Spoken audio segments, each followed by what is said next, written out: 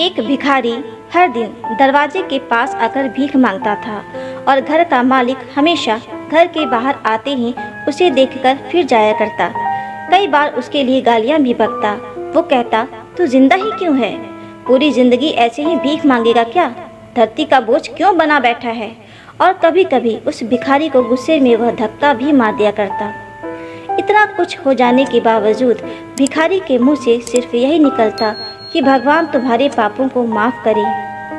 एक बार सेठ को धंधे में बड़ा नुकसान होने की खबर मिली। सेठ बहुत परेशान था कि तभी उसके दरवाजे पर वही भिखारी आया। गुस्से में अपना आपा खोते हुए सेठ ने उस भिखारी को पत्थर दे मारा। पत्थर लगने के कारण भिखारी का सर फूट गया और उसके सर से खून बहने लगा।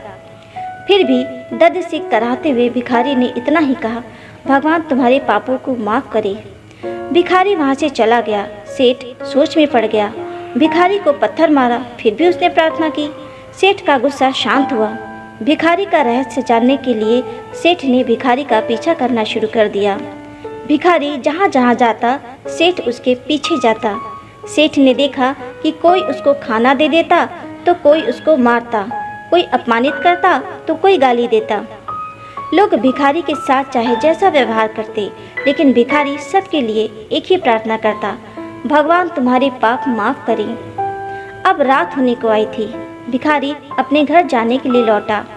वो अपने घर पहुंच गया, लेकिन सेठ अब भी उसका पीछा कर ही रहा था। एक पुरानी टूटी हुई खटिया पर एक बूढ़ी औरत लेटी हुई थी। काफी कमजोर और बीमार लग रही थी। वह भिखारी की पत्नी थी।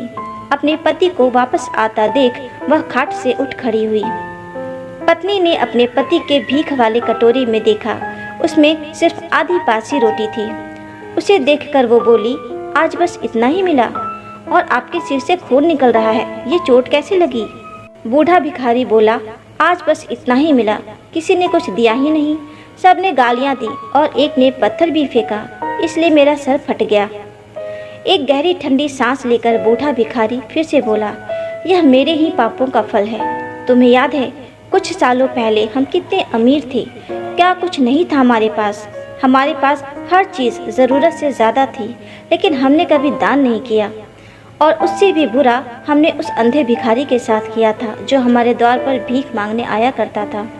बूढ़ी पत्नी की आंखों में आंसू आ गए। वह बोली, हाँ, हम उस बेचारे अंधे के साथ बहुत बुरा करते थे, उसका अपमान करते थे, उसे खाने के लिए रोटी की जगह कागज़ दिया करते, उसका मजाक उड़ाया करते और कभी कभी मारा भी करते।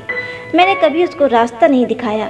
एक बार मैंने उसके मुंह पर मिट्टी भी फेंकी थी और वो हमेशा दुखी होकर यही कहता कि भगवान तुम्हें तुम्हारे किए की सज़ा देगा, भगवान तुम्हारे पापों की सज़ा ज़रूर देगा। उसका श्राप सच हुआ और हम इस दुख भरी जिंदगी में आ गए। भिखारी बोला, हाँ, उसका श्राप सच हुआ, इसलिए मैं किसी को बदुआ नहीं देता। चाहे कोई मेरे साथ कैसा भी बर्ताव करे, मैं हमेशा उसके लिए प्रार्थना करता हूँ। मैं नहीं चाहता कि कोई भी हमारे जैसे ज़िंदगी का अनुभव करे, किसी को भी हमारे जैसे दुखों का सामना करना पड़े। वो नहीं जानते कि वह कितना बड़ा पाप कर रहे हैं, इसलिए अनजाने में हुए पाप की ऐसी सज़ा किसी को भी मिले मैं नहीं चाहता। सेठ वही चुप कर यह सारी बातें सुन रहा था। अब उसे सब कुछ समझ में आ गया था। भिखारी और उसकी पत्नी ने वही आधी रोटी मिल बांट कर खाए और भगवान को धन्यवाद बोलकर सो गए। अगले दिन बूढ़ा भिखारी फिर से भीख मांगने गया। सेठ के घर के पास जाते ही सेठ ने पहले से गर्म रोटियां उसके लिए निकाल कर रखी थी। उसे देते हुए सेठ विनम्रता से बोला, माफ़ कर दीजिए बाबा, मुझसे बहुत बड़ी गलती हो गई। बूढ़ा भिखारी बोला, भगवान तेरा भला करे। इतना कहकर वह आगे निकल गया।